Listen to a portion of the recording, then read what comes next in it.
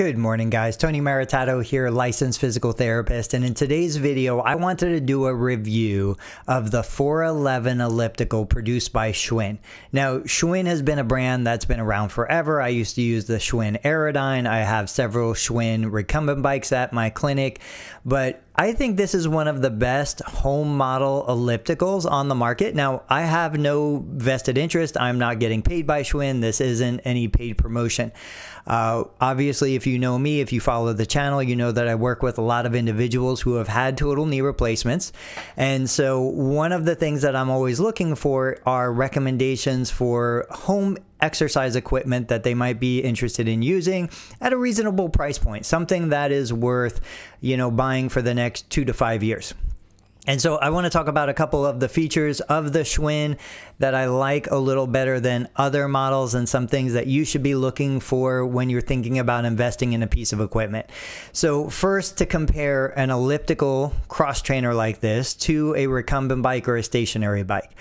I believe the benefits are the fact that you're weight bearing, you're on your feet. It's closer to actual function than riding a bike. Now, if you love riding a bike and you're going to use it, then go ahead and get a bike. But if somebody is looking for something that's going to improve your functional ability in the real world, you're going to be walking, you're going to be load bearing. We want to get the compression through the hip, knee, and ankle.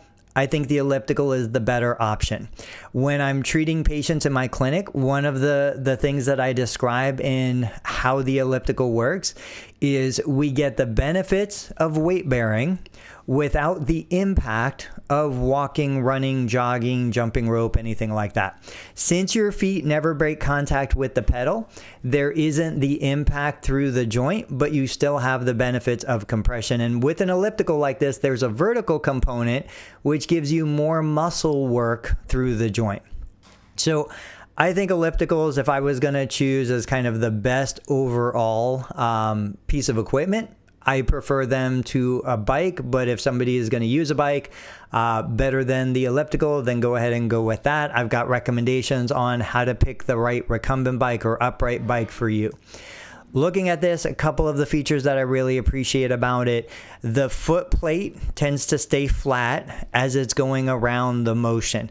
There are ellipticals where the foot plate will actually angle or tilt a lot more. I'm not a fan of that because of the way it creates uncomfortable pressures at the knee, the hip, the ankle. So I like a flat foot plate.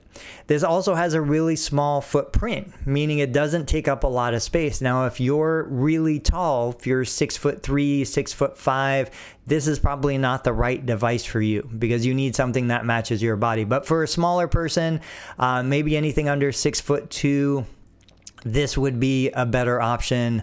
If you look at this from a male body perspective, you've got the upper body, the arm action that moves front to back. So in my clinic, I specialize in treating individuals who've had a total knee replacement and a rotator cuff repair. Once they've progressed to the point where we can start using the arms following shoulder surgery, this is a great option. This is one of my favorite devices. With this particular device, they have a display that will allow you to control resistance. It'll allow you to track time and vary the program. But there's also an app. Now, it doesn't come with a device like an iPad or anything, but there's an app that allows you to go through various trails that they've already pre-programmed in. I've never used that. I have no way to tell you if it's good or not. I just want you to know that it's available. I will say if there's a drawback, I think it is because these foot plates, they're a little bit on the smaller side. So if you have a larger foot, longer foot, wider foot, you'd want to make sure that your foot can fit comfortably in here. Also, because of the textured bottom, this isn't necessarily something that you would want to do in bare feet or just having socks on your feet. You would want to have some sort of footwear on. I know following surgery after a knee replacement, oftentimes there's a lot of swelling down into the foot, the ankle. So that's something that you want to be aware of. But I think for the overall value, typically this is going to be priced somewhere under $600. It does require some assembly. So I know Amazon has a service where they'll assemble it for you, but you definitely want to be aware of that. But if I was going to make a recommendation for a kind of middle of the road, not too expensive, not too cheap, kind of best utility overall elliptical for home use, particularly after a total knee replacement or after a rotator cuff repair, this would be one of my favorites. And in fact, I'm probably planning on buying one of these to have it in the clinic just so that I can model it and use it in real time and really get a sense for how this functions and how it handles, 2 years, 3 years, 5 years of operation.